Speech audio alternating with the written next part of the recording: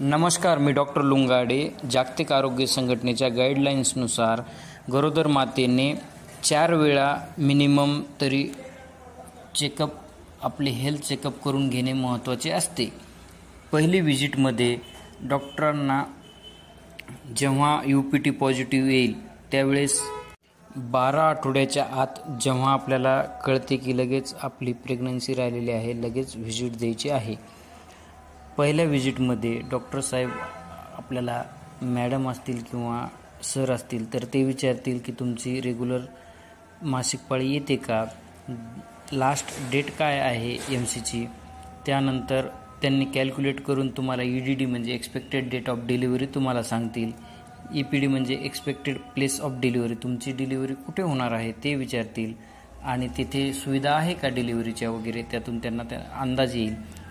त्यानंतर एक mother child protection card असतं ते तुम्हाला दिलं जाईल.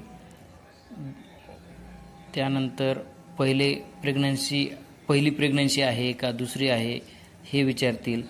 पहिली प्रेग्नन्सी जर असेल तर ती पूर्ण 9 महिने तुम्ही घेतले होते का, की 7व्या महिन्यात 8व्या महिन्यात असं प्रीटर्म बर्थ झालता ते विचारतील. पहिले ॲबॉर्शन झालते का ते विचारतील. त्यानंतर डिलिव्हरी कुठे झाली ते विचारतील.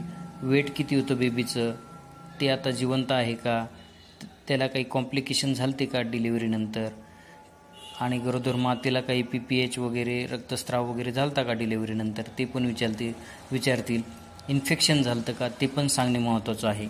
पास्ट हिस्ट्री असेल, हायपरटेन्शन म्हणजे उच्च रक्तदाब, त्यानंतर शुगर, तसेच TB इन्फेक्शन, अस्थमा, काही हृदयाचे प्रॉब्लेम होते का, सर्जिकल काही प्रोसिजर केली होती का, आणि तुम्हाला कुठले मेडिसिन दिले ते, हे सर्व हिस्ट्री देणे खूप महत्त्वाचे आहे.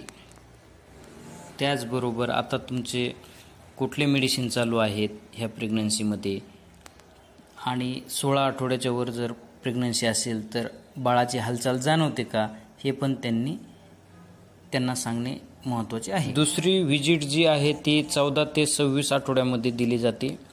तिसरी व्हिजिट ही 28 ते 34 आठवड्यादरम्यान दिली जाते.